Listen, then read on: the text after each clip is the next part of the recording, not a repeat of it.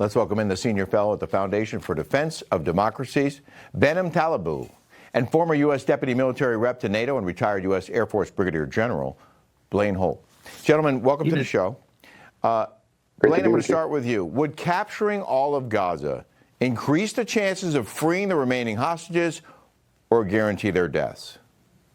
You'd only have a rescue mission on your hands, and I'm not entirely convinced that the remaining hostages are even in Gaza. There is several communications, if you like, over the past year that some of them may have been moved, but time will tell. But the Israelis are going to now move to complete this, but it will create quite a political problem for Prime Minister Netanyahu. And then on the Iranian front, the Iranians aren't doing themselves any favors. President Trump's trying to have a demilitarized solution in play, and while he pursues that, if a Houthi fires a missile at Ben Gurion airport, it may as well be an Iranian missile. And I think the Israelis are going to take that to heart and take military action, and we're going to have to support them.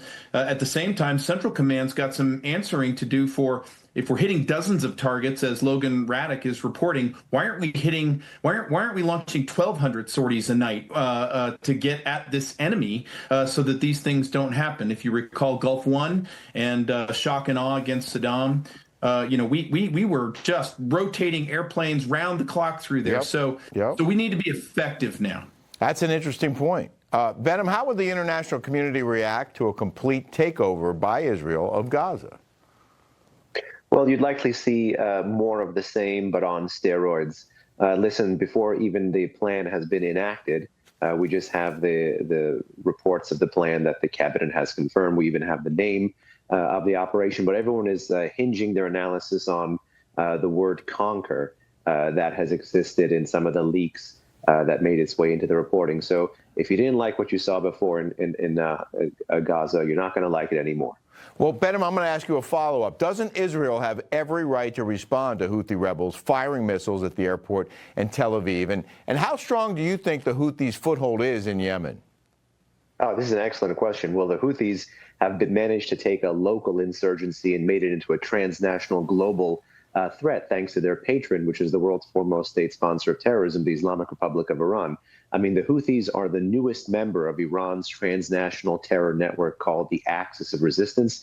But despite them being the newest one, they're now the most lethal, especially given the fact that the Assad regime is gone, that Hamas is neutered, that Hezbollah is neutered. They're both down but not out. And the Houthis are the only proxy of the Islamic Republic of Iran with medium-range ballistic missiles. That's the range of the projectiles, roughly 2,000 kilometers from Yemen to Israel, that can actually fly. And since December 2024, since December 2023, you've been seeing actually the Houthis reach out and try to strike Israel with Iranian-provided weapons. So Israel has more than every right to respond. Israel has a compunction to respond. Blaine, it looks like you agree, and it is kind of scary to think of a terrorist organization with the capacity of firing missiles on Israel. You know, Iran's playing a pair of twos. That nuclear program can be removed from them forcibly if it needs to be. And their friends are falling away. Russia, they've got a banking crisis that they don't know how to solve right now. So they're going to be looking at what type of leverage is coming their way in the Ukraine situation. China is imploding and melting down. Iran and the Ayatollahs are becoming increasingly isolated. Their strongest friends besides the Houthis at this point are the Taliban. Look for that to be their exile location. Behnam, I want to switch gears here to a massive counterterrorism operation in the UK where police arrested 7 Iranians suspected of being behind an alleged terror plot. How active is Iran in the terror strikes being launched repeatedly against Western and Israeli targets? Well, the long arm of the Islamic Republic of Iran is this group called the Islamic Revolutionary Guard Corps, and it's a parallel ideological military force that is really tasked with exporting the regime's ideological revolution. Again, this is a threat not bound by its borders, but it actually has a global mission and a global vision. These guys use and abuse diplomatic privilege, diplomatic missions, religious cover, cultural centers, not just across the UK, but across Europe and across several continents, including South America.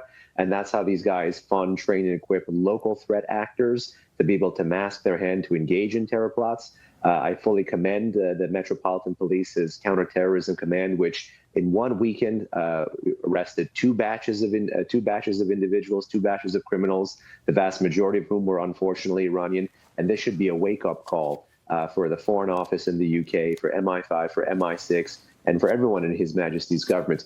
Designate the Islamic Revolutionary Guard Corps as a terrorist organization. The U.S. did, the Canadians did. It's time the rest of our Five Eyes partners do. Blaine, we have about 20 seconds left. Your thoughts on whether or not the Trump administration can actually negotiate with Iran, which it says it's been trying to do? They have the levers, but I'm worried that the Iranians aren't going to be able to do that, because the Ayatollah is looking at an internal revolution that's building, and if they show any weakness at this point, that whole thing could activate, and I think it eventually will anyway. Behnam Taleblu and Blaine Holt, thank you both for joining the show.